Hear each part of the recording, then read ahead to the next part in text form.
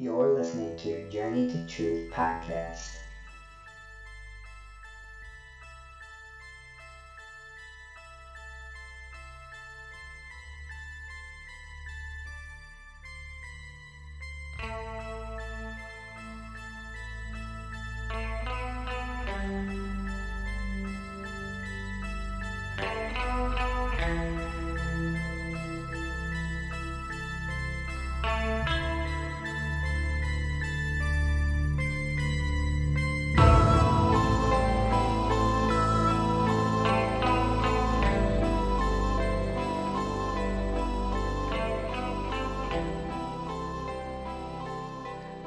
All right, welcome to Journey to Truth podcast. My name is Tyler Koala with Aaron Kuhn, and tonight we have on Jayse Kulesa.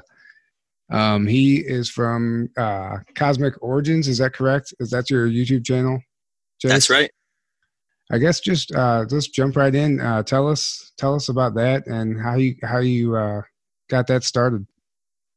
Well, I started Cosmic Origins about a year ago. It was last January, and it was actually the second YouTube channel I made because the first one I made was like a month earlier, and I originally was calling that The Conscious Corner, and I was talking about like mainly basic spiritual principles. Like I had a video on the law of attraction, I had one on what is source or God, I had one on meditation, and at that time I didn't really want to do videos. It was kind of something that I feel like I don't want to say forced to do because that sounds a little harsh, but it was something I was guided to do, a little bit against what I actually wanted to do, but it was something that this message or this voice came to me and was like, you need to start speaking your truth. You need to start creating content and just speaking from your own experiences.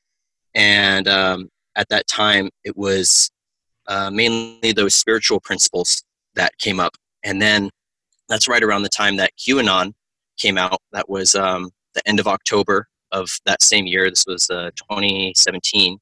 Mm-hmm. And so it was at that point that I started realizing that I wanted to talk about Q and the deep state and everything that was happening, but I was a little uncertain if I should approach it on the same platform that I was doing the spiritual stuff.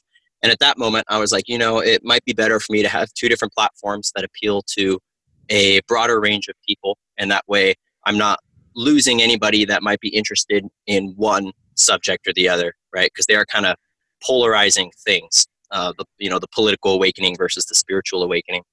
So right after I made the Conscious Corner, I made another channel called Discerning Disclosure. And that's ultimately what became Cosmic Origins. And it's through that channel now that I mainly talk about Kuhnon and what's going on with the deep state, and I'm starting to tie that into metaphysics and what that means for us as an awakening spiritual peoples. And ultimately, the name Cosmic Origins is, to me, a deeper representation of where I want the content on the channel to go, which is exploring our literal cosmic origins as a species on this planet and beginning to understand why we're here, what we're here to do, and what the heck is going on with this whole conscious revolution and evolution that we're experiencing. Yeah, and that's a lot to try and understand also. Yeah. Yeah. Especially, being an awakening person still, and, we're never fully woken up. We still are waking up every day and learning deeper truths every day. So my personal message from my truth is definitely constantly changing and adapting. And that's a great point because I believe I was watching a Jordan Sather video the other day, and he made a great point as far as, you meet people who think they're already woke, they're already awake, but you're right, it never ends. It's always continuing. If you think you are, that's not true. There's always something to learn every day, and that rabbit hole never ends. Exactly. Until the day that we leave this plane, and even past that, we just keep learning. Mm-hmm. Yeah, and there's also different areas you can be awake, quote unquote, and because I see a lot of people that are you know, they're very woke, so to speak, about politics, let's say, or like the deep state, and they know their stuff really well in that, and they know what's going on, but only on a certain level, and they don't know any of the ET stuff or any spiritual stuff or anything like that. And then there's people the opposite of that. I see a lot where they don't know thing that's really going on a 3D level politically, but they're very, very spiritual, or they're very into extraterrestrials, and they know about the reptilians and they know what's going on, but they don't really know about Q or, you know, any of that kind of stuff. Well, no, that's a perfect point. Yeah, and it's hard to be well-rounded in all of it. I mean, because it's so hard for me having a full-time job to dive in and do all this research, and you know, it just so much is coming out every day, and to keep up with all of it's really hard. I totally understand why somebody would be more informed on a certain subject. Yeah, because the truth of what's going on is so vast, and there's so much information, and it's so complex what's going on. It's just on a 3D level and what's going on this planet. Yeah, it's really hard to stay up on what's going on and to get the full truth. But yeah, I try to get a broad perspective of what's going on on a 3D level, but also beyond that, and with ETs and, you know, spiritually. And I try to stay focused on myself and my spiritual growth, because that's what's most important, and the rest is just kind of, you know. Yeah. Very true. I totally agree with that. At the end of the day, the most important thing, I think, is that we're working on our inner work and our shadow work, and coming into a heart-centered consciousness. Because, well, I had this epiphany when I was reading The Law of One about a year ago, that if this event, you know, that comes up a lot in our circles, this solar flash event, or whatever you want to call it, you know, this defining evolution event, if that occurs tomorrow, right? Everything disclosure related, everything about the secret space program, everything about pedogate is all kind of irrelevant. Like, none of that really matters the moment that ascension hits. The only thing that matters is how, like, activated or how balanced we are, and how heart-centered we are, and if we're ready for that influx of cosmic energy coming in. Exactly.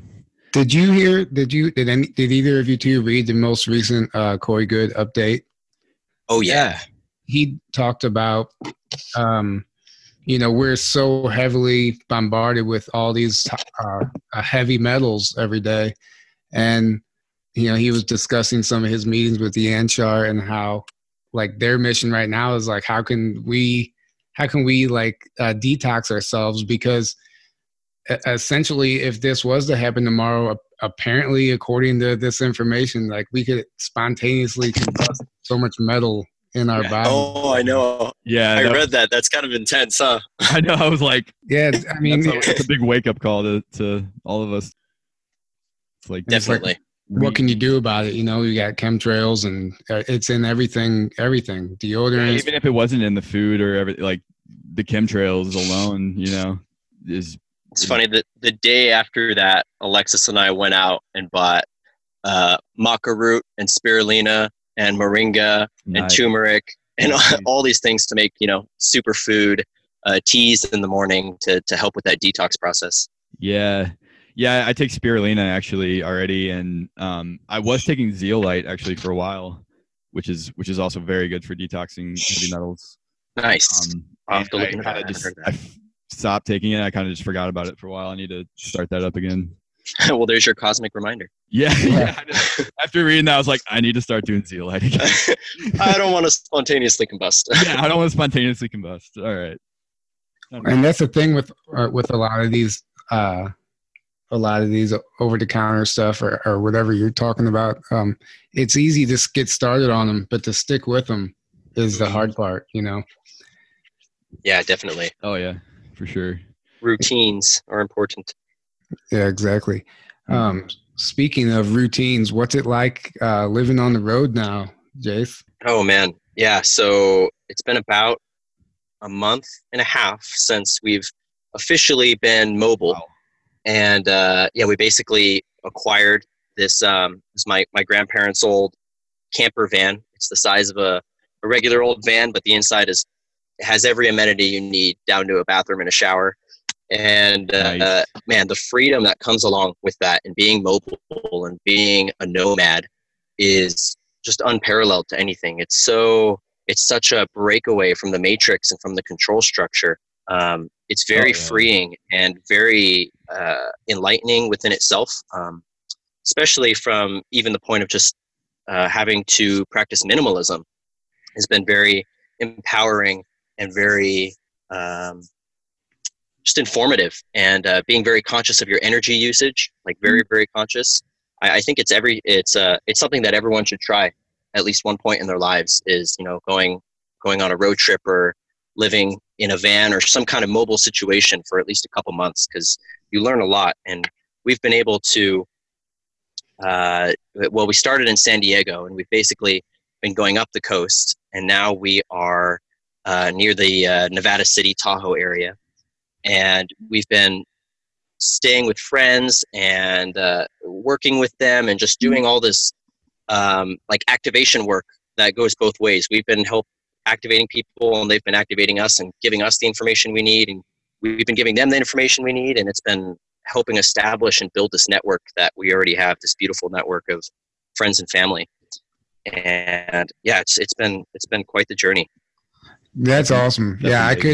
I couldn't I'm really agree. jealous of that. Hey, really, really jealous. Anybody can do it.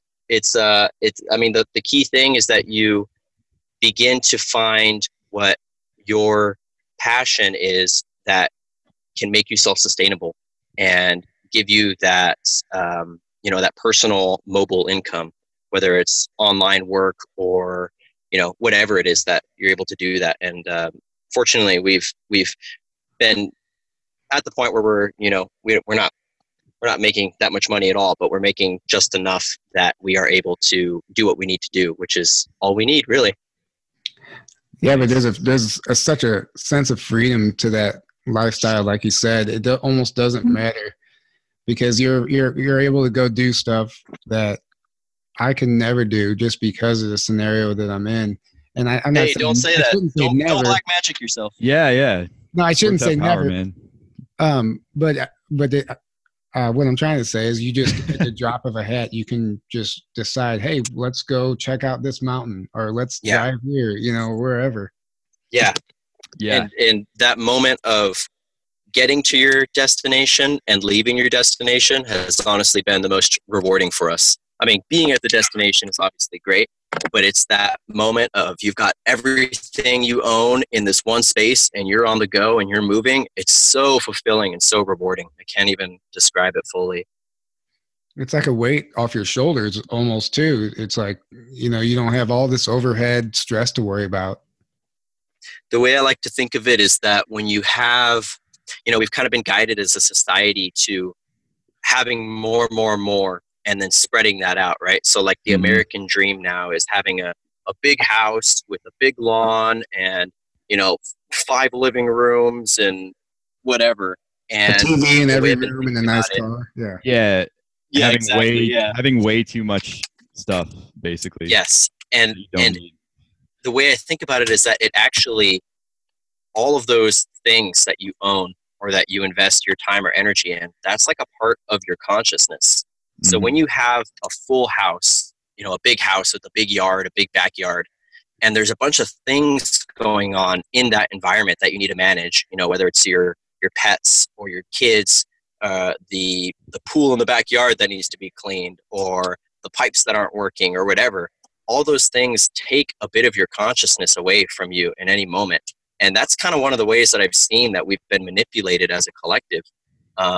It's kind of like that. I saw a meme the other day that was like, the American lawn is the biggest MK Ultra experiment to ever hit us, right? And it's kind of that idea. So like, the more that we're distracted, the more that pieces of our consciousness are scattered, the less we can devote that entire consciousness towards manifesting and creating what we want.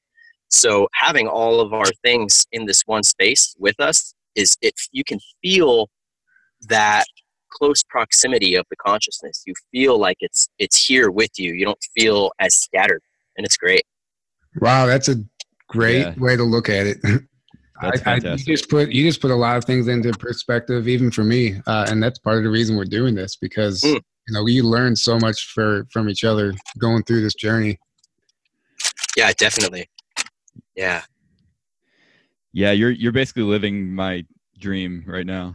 I mean, I've wanted to live off grid for a little bit, but then I started thinking about, well, what if I could just live out of a van or a RV or something that's mobile, and then I could visit all my friends whenever I wanted to, or, you know, go wherever I wanted to whenever, if I could, you know, make it's money. So much easier. It's so much easier than you might think it is, because it seems like a huge challenge, especially it does to me, having to, you know, leave your job and move from your place and do all that. But if you set that as your intention, for anybody out there who wants to live that kind of lifestyle, if you just set that as your intention and you don't overthink how it's going to happen, it'll happen. Yeah, overthinking is the biggest killer that stops a lot of people. I've seen so many people be like, I want to live that lifestyle, but because of this, and this logical reason, it will never happen for me. And I'm like, you're literally creating. I always naturally like start overthinking things and talk, and basically like think myself out of doing things. I'm like, oh, well, I can't because of this and this and this. Yeah, it's definitely something we all have to overcome. Yeah, and maybe that's why you're doing this right now, to set an example for people. Anybody who listens to this who's been just waiting to pull the trigger or afraid to, you know, maybe this will spark something. I sure hope so. And to help add to the confidence of people that want to do that, I've been seeing numerous visions, and a lot of people I know too have been getting the same vision, that more and more people especially in our awakening communities, are going to be moving towards a mobile and nomadic lifestyle, because that's one of the big steps towards removing yourself from the matrix control structures. And I've literally been envisioning for like over a year now, large caravans of like giant school buses and RVs and like Burning Man vehicles and vans and stuff, like, you know, going across the country from place to place, doing like pop-up conscious events all around the country. Kind of like, the 70s. Like, like the Grateful Dead following was, but the next level of it, right? Totally. And that sounds amazing. Yeah, because these conferences are everywhere, and just being mobile like that makes it so easy to attend them, and, you know. Yeah, and to kind of go hand in hand with that, I've also been envisioning that, and I know a lot of people have as well, like awakening communities, but like self-sustainable communities that are going to start popping up. And I've kind of seen the Northern California, Pacific Northwest area is where these hotspots are going to start occurring, but eventually it'll be all over the world. But in Northern California and, you know, Oregon, Washington, there's a lot of, I feel like the land and the people are just prepped for that first step, but there's going to be a lot of these self-sustainable communities emerging. And I already know of several that are starting out.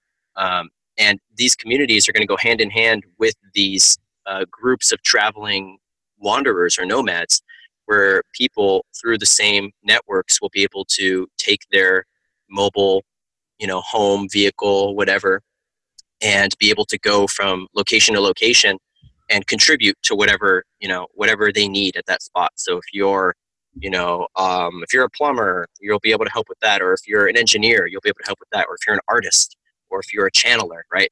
Everybody has got some kind of skill to contribute to these communities. And it's going to be just about doing whatever your specific vibrational passion is.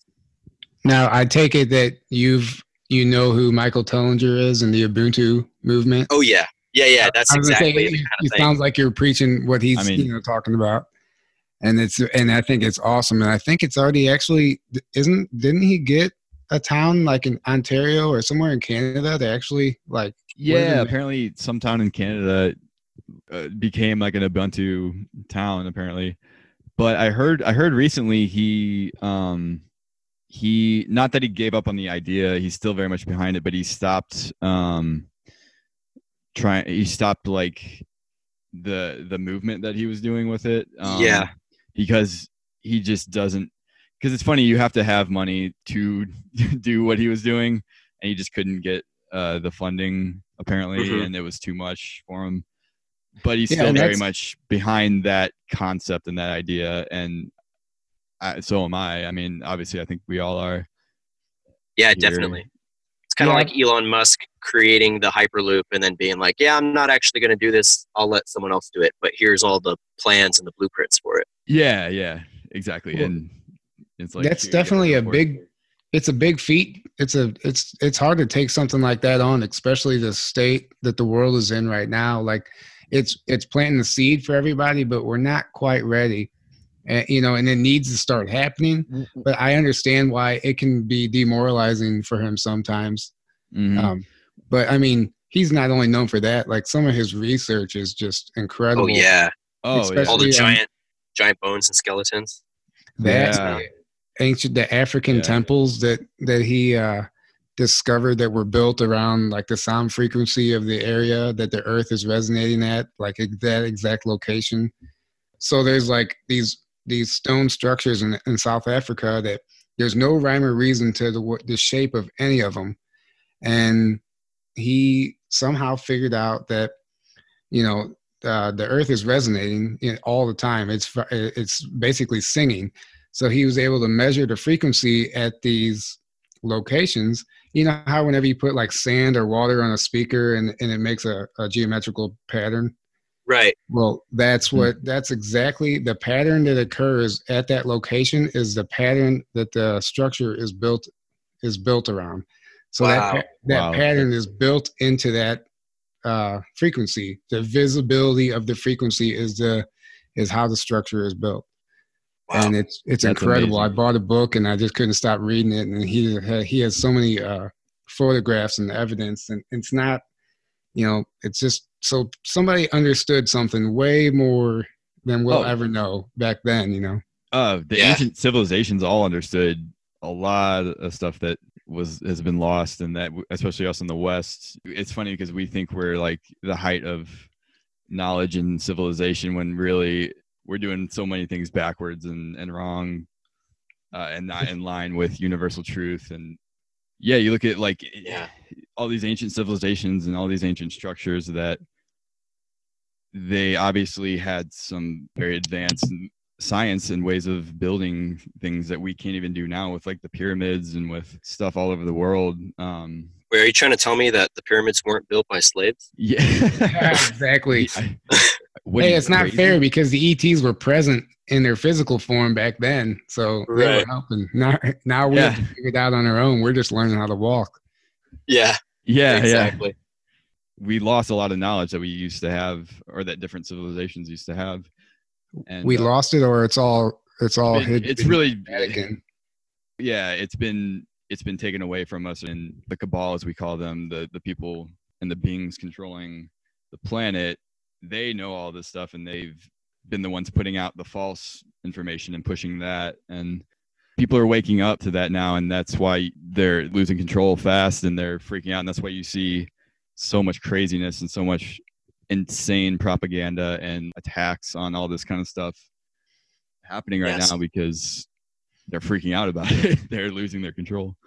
Yes. It seems like they're the cabal, who the cabal answers to, or who they're puppeted by. You could argue that they're interdimensional entities or forces, but it seems like those beings have been decommissioned or taken out of power, and now the cabal are kind of running around like chickens with their heads cut off. They don't know what to do. They don't know how to run things correctly, and it's all starting to collapse in on itself. Exactly. Jayse, I saw that you're going to start doing tarot card readings. That's is right. That true? Yeah, so I've been practicing tarot for, let's see, I got my first deck last summer, so almost a year. And I was always told that I always wanted a tarot deck, like, years back. And I was always told that your first tarot deck has to be gifted to you. I just heard that the other day, yeah. And I was like, well, I'll just wait until I get one then. Thank you for telling me And, that, because I did not know that. Yeah, apparently that's would've the bought one. that's the superstition, at least. Yeah, I don't think anything bad's gonna happen to anybody that buys their first tarot deck, but that's kind of the It's gonna be cursed. magic behind it, I guess.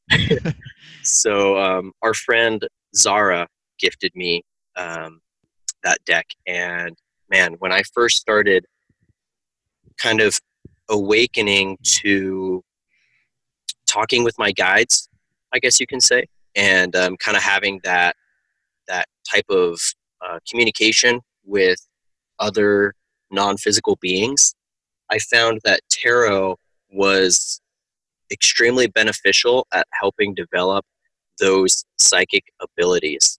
Because what I was noticing is that I had to practice trusting the communication of the cards. And when I did that, it was like you start to develop, it's like its own language, really.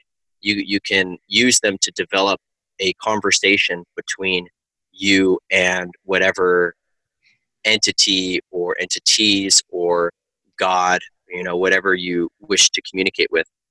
And since I've done that, it's just been so eye-opening for me, and a whole new level of my awakening on how these type of interactions occur. So yeah, so recently I officially put up on my Facebook, at least, that I'm doing tarot readings now. So I gotta set up my Patreon as well. But for now, if anyone would like to book a reading, they can do so on my Facebook. I think it's facebook.com/Jayse Kulesa. And yeah, and everything's on there, and you can just shoot me a message anywhere if you would like a reading from me. But yeah, what's your guys' experience with tarot? Have you ever done it yourself? Do you? I bought a deck about a year ago also, but I had no idea about the tradition or whatever that it's supposed to be gifted to you. And I just started exploring on my own. Went into the store, picked out a deck that that I was drawn to, and I just started doing close friends and family. And like all of a sudden, they were wanting to come back, and asking me, "Hey, can you do another reading?" Or I'd have a friend come by. Hey, it was working, and the results were impressive. Even I was impressed. I was like, right, nice. Wow. And just actually this past Monday, it's funny. I belong to this Coasties meeting. It's people who listen to Coast to Coast AM radio. We meet up once a month.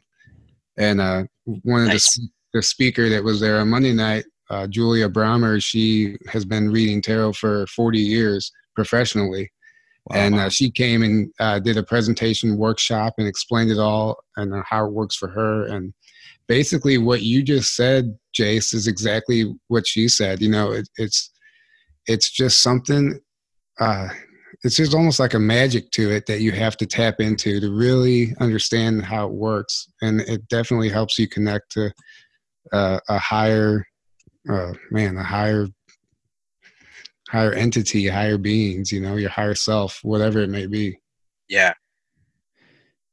I don't own a tarot deck. I've been wanting to get one for a while, but now I'm thinking maybe I should wait till somebody gifts one to me. No, if you have a deck, use it, definitely. I don't. Well, that's the thing. Oh, you don't. I've been wanting to get one, but now I'm like, oh, should I buy one or should I wait till? Well, I would say if you're feeling called to it, you should just do it. Yeah, exactly. And I guess if you're not gifted one, then you're not meant to do it, or what? Yeah. You're just not the right type of person for this. Sorry. Yeah, tarot's just not for you. Yeah. Well, but that brings up a pretty good point, which is that one thing that I've noticed has kind of been a distortion, I guess you could call it, within the pre-awakening community, is this idea that there's only specific people that are psychic, and only psychics can tell you your future, and only remote viewers can do that, and they're special and they have these special abilities. And I think it's important for everybody to realize that literally every one of us has this potential within us. We all have the same amount of potential. Some people have the DNA encoding for a quicker activation of that potential, which is why you'll see people reach it at a younger point in their lives, or some people are really adept at a certain skill, like remote viewing.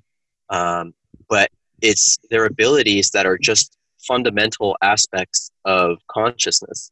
And once we learn to use that, anybody can do it. So relating that to tarot, I think tarot is a great way for people, for anybody, to start honing their psychic abilities in that way. It's a great kind of introduction to that world of real life magic. Yeah, that's awesome. That is very true, because that's one of the things I learned going through. I started seeing a Reiki healer, and one of the first things she told me is that, like, I have a really high psychic sense ability, a sixth sense, whatever you want to call it. But then I started looking into it, and it's everybody has it. You know, it's not just me. I mean, maybe I have a heightened ability. I don't know. I started looking into it. Right. You mentioned also about remote viewing. I'm actually signed up to for a remote viewing workshop. Oh, sweet. Second weekend of March. Is a lady named Margie Kay. She's one of the MUFON, the head MUFON investigators in Missouri or Kansas City, but she's also big into the spiritual aspect of it, not just the nuts and bolts UFOs. And she has this, I mean, crazy stories, psychic abilities. She does readings. Her resume is impressive, you know. Wow. And anyway, she's hosting a remote viewing workshop, and me and a couple people are attending. Something I've been wanting to do. You know, you can try and get online and watch a video and try and learn, but I think hands-on would really help. Being surrounded by people who are all trying to do the same thing might really benefit. Yeah, definitely. You're going to have to teach me after that. Yeah, me too. That's what astral projection and remote viewing, I've never been able to quite accomplish yet. I remember, like, I tried so hard to astral project when I was first awakening and never really made it. I got into that, like, kind of what they call the vibrational state. I did too, yeah. I tried it too, and I got to that state, and I could never get past that for some reason. Yeah, I think it's, well, at least for me, I wasn't ready for it, and that's kind of what I learned later. I probably is wasn't that either. we're like, you know, we get excited about these things and then try them, and then we get disappointed when they don't work. But it's kind of like we got to work ourselves up in that ability. Yeah. Well, also, I've heard you really don't want to astral project if you're not spiritually prepared for it. Yes. I will. That's a huge thing too. Dark entity attachments if you're not careful. Yeah, and if you don't know what you're doing, and it can actually be dangerous. Right, right. We could have been actually divinely protected in that moment from absolutely entering that place. I honestly think that was the case for me, for sure. Now, it is possible to accidentally do it, because it's happened to me on a number of occasions. And nice. First time it happened. So you're totally aware of what's going on. Like you're not dreaming. You know what's going on, and you get into that vibratory state. I didn't know what was happening, and you feel like you're flying. You are, but it scares the crap out of you because you don't know what the hell you're doing. And immediately when fear takes over, you get sucked back. You jump right back. That's what I heard. It was like something was forcing it. And it was like kept happening to me to where, you know, one time, like, all of a sudden you think you're going to hit this wall, but you can go through it. And next thing you know, I'm outside in my backyard, flying above my house, looking. I mean, I can tell the stories in detail, but either way, it's just the craziest thing. And I kept freaking out because once you get so far away from, I guess, the visible surface of the earth, it scares the crap out of you. And as soon as that happens, it's almost like a tractor beam pulls you back to your body. Really? Yeah. And what's funny is one time when I came back to my body, I knew exactly what was happening. As soon I was sleeping on my couch, or I was laying on my couch when it happened. And as soon as my body hit, my dog flew off the couch. It jumped up like I just scared the shit out of it. Really? Yeah. When you came back? Yeah, right. When I came back, like, I almost kind of like jumped, bounced. Yeah, scared your dog. Yeah, That's it scared my dog. It was funny, but So where have you been? Wow. just around my house. I've not made it out of my vicinity because it actually quit happening. I've tried to recreate it, tried to do it. I don't know how to do it. It was just happening naturally for a while. So it just randomly would happen? Yeah, and would it be when you were going to sleep, I'm guessing? Like in bed? No, it would be as I'm waking up. It always seemed like towards the morning hours. Like really? Yeah, I would get to such a deep state. And at the time I was researching it and looking into it, and I wasn't having any success, but all of a sudden here it was happening to me. Yeah, supposedly you're supposed to be able to get into that space and like lucid dreaming easier. Like if you go to, you have your full night's sleep and then you wake up in the morning and then go back to sleep, that's supposed to help trigger those kind of scenarios. I've heard that as well. I've heard it's easier when you wake up and then you're kind of alert and then you go back to sleep. So like your mind is still kind of like active and alert. Yeah. That's what David Wilcock does. He has like this whole I remember him schedule. saying that. Did you guys catch his live thing, I guess Saturday? Yeah, it was awesome. I didn't see that one in full, but I saw his video about the tree falling outside of his house. Oh, that was great too. Yeah, that was great. That synchronicity though, right?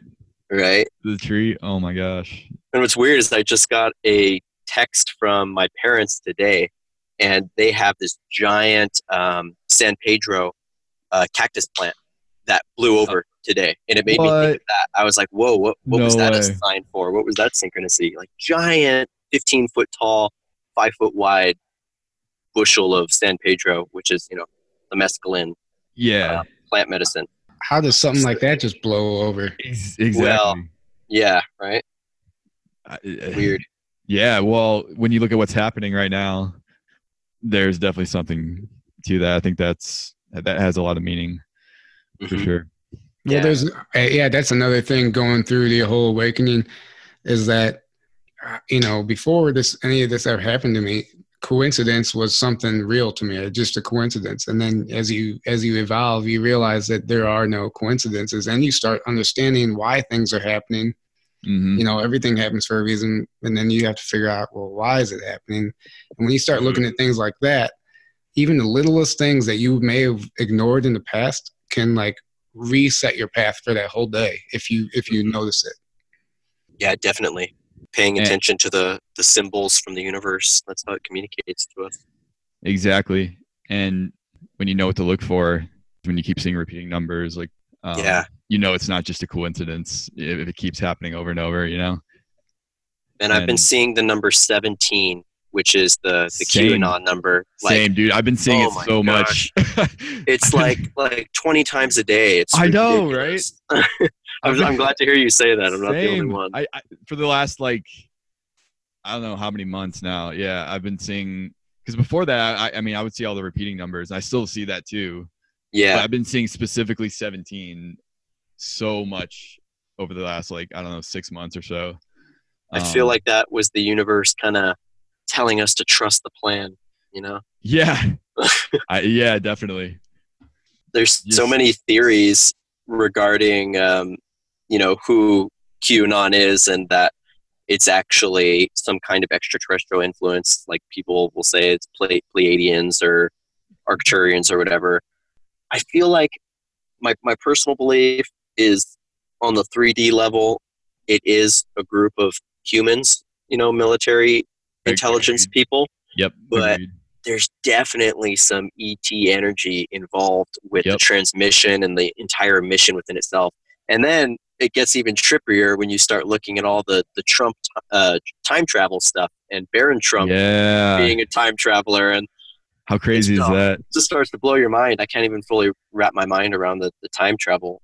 Yeah, stuff. The two books. One's called The Last President, and then the other book is called Barron Trump's Time Traveler, right? No, it's called the name of the book is Barron Trump's Marvelous Underground Oh yeah. I think. And one of his sons is named Barron Trump. And it even shows a picture of Barron Trump in the book, and it looks very, very much like Barron Trump, which is crazy. And then so many aspects of those two books line up to a T exactly what with Trump or what's happening, right now. It's beyond coincidence, right? Right. There's got to be something more going on with that, because there's just no way that can be a coincidence. Yeah, the whole Q thing. I mean, in the future, I could see. I mean, I don't see how you could ever get to the bottom of all of it and understand fully and decode every single post. I can just see it. Like, I think I've heard somebody say it, like almost being a college course in the future. Like people, like how there's a whole college course in the JFK assassination. Well, there's a that would be great. I would definitely go back to college if that was the case. Yeah. I forget who said that, but did you guys see that Jordan Saylor was name dropped in the latest Q post today? No, really? Yeah, it was. Man, what time was it? Today at 3:52 p.m. I'm not sure what time zone. It says, "Is Saylor talking to Washington Post a good thing?" ? Oh my gosh, I saw him post about that. I didn't know that Q actually mentioned him. Yeah, that's so interesting. I didn't either.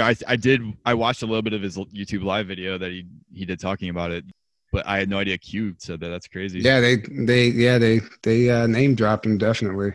Wow. Yeah. So and then it says, more importantly, why is the Washington Post leading the attack versus Q? Who owns the Washington Post? Who funds Amazon? And just keeps going. Right. You could read the whole thing. And just I commend the people who sit down and break down every Q post, because I mean, honestly, a lot of it's over my head. Yeah, even though I do videos on Q, I can't even come close to touching near every post and doing every little thing, because there's just so much. Yeah.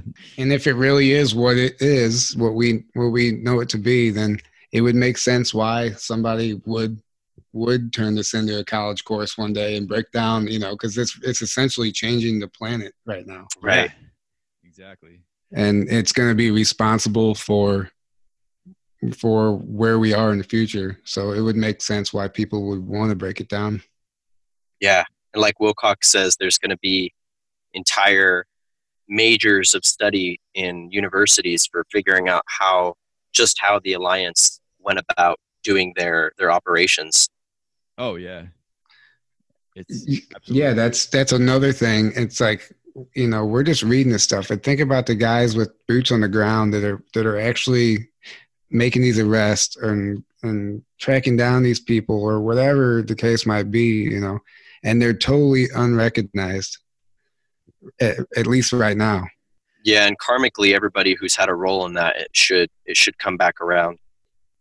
I've been following David Wilcock for a while, for example, and he's been talking about the Alliance for quite a while, way before Q, and he's been talking about how they've been working behind the scenes and taking down the cabal and all this stuff. And immediately when Q came out, I'm like, okay, this is the Alliance kind of finally letting the public know about their operations and stuff. But it's funny because not long after Q came out, you start seeing all these attacks on Q, and the mainstream media just every outlet simultaneously started like attacking Q and putting out all this propaganda that it's a crazy right-wing conspiracy theory. And then as soon as that started happening, you start seeing a lot of people start parroting the exact same stuff that the mainstream media was saying.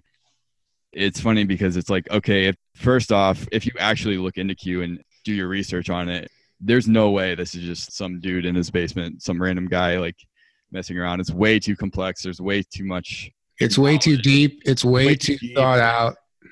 And it's like, okay, maybe that's possible. Okay. But then you start seeing Trump confirm all these things. The Q proofs. Yeah. Yeah. Q proofs. If you go to qproofs.com, they list it out for you. You can just go through it. And then it starts being like, all right, there's something to this. Well, and you have to ask yourself too, like, is the mainstream media, whenever they're, just making fun of, I'll just say making fun of, because that's really what they're doing, Trump or Q or whatever. And you have to start thinking about, why would they put so much energy into making exactly one guy, or your Q, let's just go with Trump, just making one guy look so bad. Like, every ounce of their energy is going towards making somebody look bad. I mean, you have to ask yourself, because that's never been done with any other president before. So you have to start asking yourself, why is that happening?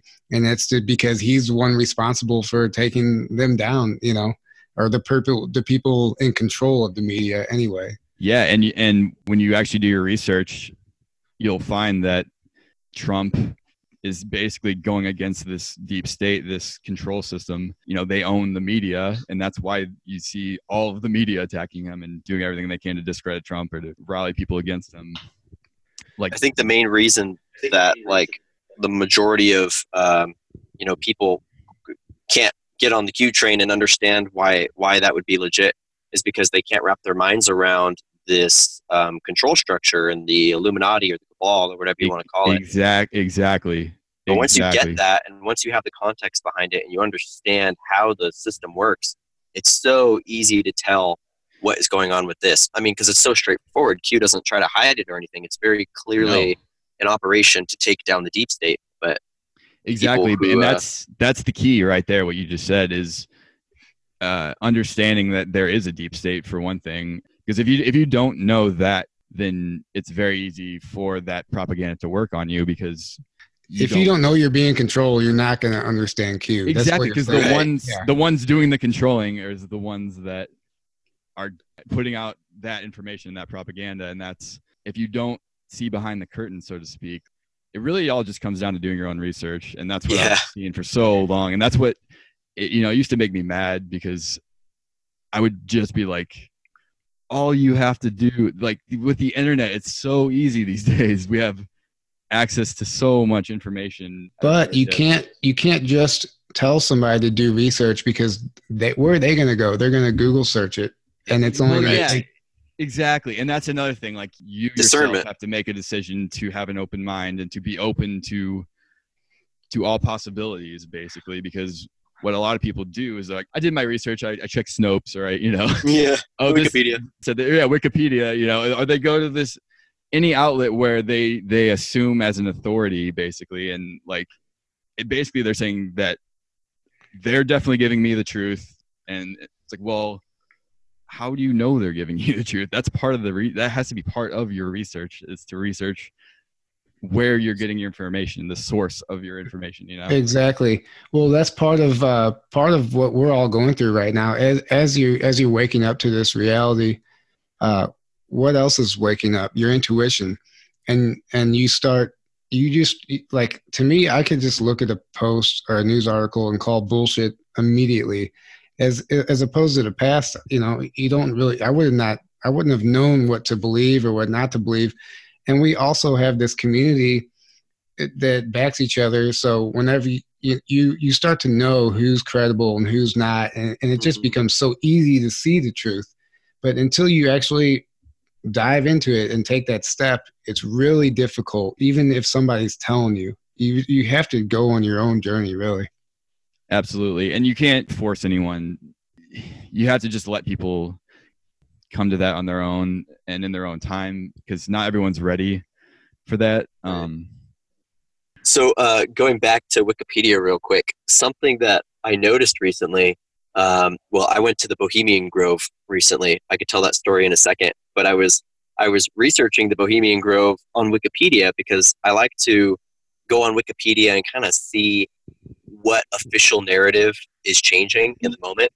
And what I've noticed recently is that Wikipedia has started posting and putting up a lot of pages on conspiracy related stuff. So like the first thing I noticed was the TR3B and the Aurora program. There's like full Wikipedia pages about that now, where there wasn't before. And then I looked at Bohemian Grove, and it is so specific with Bohemian Grove. They give you the address of their place in San Francisco. They tell you the exact members. They have the full, at least what they're saying, the full member list. They have even their own page, its own Wikipedia page for the cremation of care, which is that sacrifice ceremony. It's got its own page. I was blown away by that. I was like, what the heck? That's crazy. And Ben Chastain from Edge of Wonder, he posted on Facebook today or yesterday that he noticed the same thing. He was like, Fakepedia has been posting a lot of right-wing conspiracies lately, but not so much left-wing. So I found that interesting too. Yeah. Which is true. Like, there's not really much on Wikipedia about the Luciferian agenda or anything like that, but there's a lot now about like secret space program, at least the basic one, you know, the military industrial complex one, and the Bohemian Grove, which is, you know, a more conservative run secret society. It's just very interesting, and it started making me think more and more about Alex Jones and how Alex Jones fits in to that whole picture, because, you know, Alex Jones was the one who first outed the Bohemian Grove in like 1999. He got it on camera. He broke in there, you know, at least that's what he says. And got a hidden camera, right? Right. And that's when I like, it's for that work that I respected Alex Jones. And then everything now has been kind of like, you know, questionable. Seems like he might be forward intelligence. Yeah. Right. I know. And that's a shame, because he was a part of my awakening when I first, back in like 2012, when I first started really waking up to a lot of the stuff. I would watch InfoWars and a lot of his stuff, and he was great for that. For, you know, starting out, he exposed me to a lot of information that I'd never heard before, and I think it's the same for a lot of people. So it's funny because, in one sense, he's done a lot of good, and that I think he's helped wake a lot of people up and expose a lot of people to at least get them on this journey, the journey of awakening, and yes, at least on like the you know, more the 3D level, more political kind of level of what's going on, at least. But because he doesn't go too much into ETs, right? But he goes into the elite bloodlines a lot. Yeah, right. But he does expose essentially the same thing. I mean, it depending on where you're doing your research, but exactly. But lately it's been starting to look like he very well could have been controlled opposition this whole time. So if he has been controlled opposition this whole time, including when he broke into the Grove, what does that mean? Does that mean that exposure was a controlled disinformation tactic, or maybe he was working for the more left-leaning Luciferian groups to out the conservative Luciferian group as a form of like this internal war? It just opens up all these new possibilities. Yeah. Or something I've been thinking is, you know, how the Cabal has to tell us what they're doing. You know, that's part of their their magic. Essentially, they have to let us know what's going on. So maybe they have to have somebody like Alex Jones to tell us what's going on, but then they make him into this ridiculous kind of like oh, look how crazy he is, you know. That's a very interesting point. Yeah, that's interesting. So everyone who's not like hardcore into that will just kind of write him off as this batshit crazy, right? Dude. But it's like they have to get it out somehow, so they might as well do it and make it look ridiculous. They're like, we're telling you the truth. It's just, yeah. Well, I remember Joe Rogan had him on, and he started getting into he started getting into the bloodlines, and he just started going what I guess a normal person would say off the deep end, which I understood what he was saying, and I was getting excited about it, and then Joe Rogan would look at him like he was crazy, you know? Yeah. And then Joe Rogan got bashed so bad for having him on his podcast, because that's how much people just discredit what he's saying. Yeah. Yeah, especially I love Joe Rogan, but I feel like he's definitely been compromised over the past couple of years. His whole narrative and outlook on certain things has completely 180'd.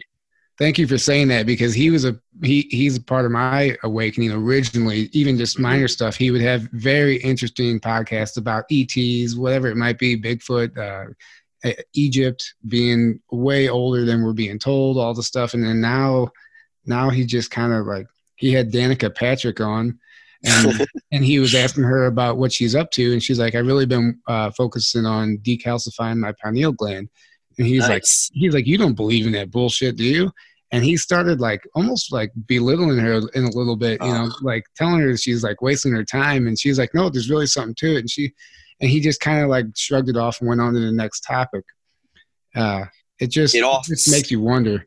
It all started after there was like one episode or one video where he turned to the camera and he was like, hey, government, if you're listening, if you give me the answers, I will lie to everybody. He's like, I'll even lie to my wife if you tell me what's really going on. And since yes, then, I heard them say that. Yes. Crazy. Wow. And now he's like a different person. But still good for some people that are, you know, intro awakening. Dr. Greer was the same thing for me. He was very influential and pivotal for my initial awakening. And then I started to kind of question his motives and his agenda and what he represented. And I still don't even totally know how I feel about him, but I am grateful for the information he has presented. Same. He was a part of my initial awakening, especially to the ET side of things. And I watched Sirius back then, which was amazing. Awesome. And then Unacknowledged whenever that came out. Which that's still good to get people rolling. Unacknowledged. I point a lot of people towards that documentary because it makes you start thinking about stuff that you really never introduced to. It is, especially for people that are new to that stuff. It's fantastic for that. And then you send them to Above Majestic. Yeah, right. The next day, yeah. It's like, all right, now time for some hardcore truth. Yeah, right. Yeah. We're gonna do Nazis and submarines in space. Yeah. That whole everything that Greer kind of talks about along the lines of the unacknowledged programs and the black programs were really the beginning of my awakening. Like my spiritual awakening came secondary. I was studying aerospace engineering at Cal Poly in San Luis Obispo. And it was through that I started to wake up to the deeper black projects that were going on. And one of the things that really was initially like alarming to me was there was a teacher at the school who was considered the father of the F-22, which is the most successful fighter jet in history, officially, you know, in the mainstream. And he was the father of the F-22. He was like the design manager and like did everything behind it. And he worked at Skunkworks, and he was the project manager for like tons and tons of projects at Skunkworks. And so he was officially retired from Skunkworks, and he was still working as a contractor for them, but working for the university. And he was given models by Lockheed. And if you don't know, Skunkworks is the advanced aerospace department of Lockheed Martin, which is a big aerospace contractor. Yep. Skunkworks is where all the like high tech stuff is actually developed, and even that is kind of a smokescreen. But he was in charge of several black projects, and so he would receive models of the different projects he was in charge of, and for ones that were declassified, they were like the actual plane. But for the other ones, there were still several projects from like the 1970s that were still classified.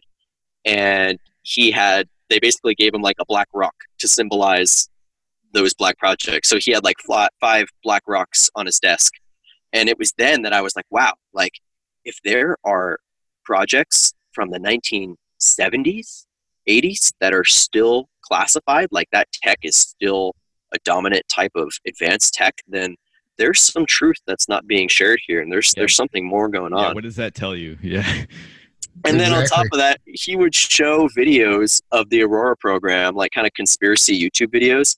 He would show them in his classroom and kind of chuckle and make like hints that he helped develop that. And I was like, oh man. But like everybody else, it just kind of went over their head. They just thought it was funny. And I was like, yo, there's some real shit going on here. Yeah.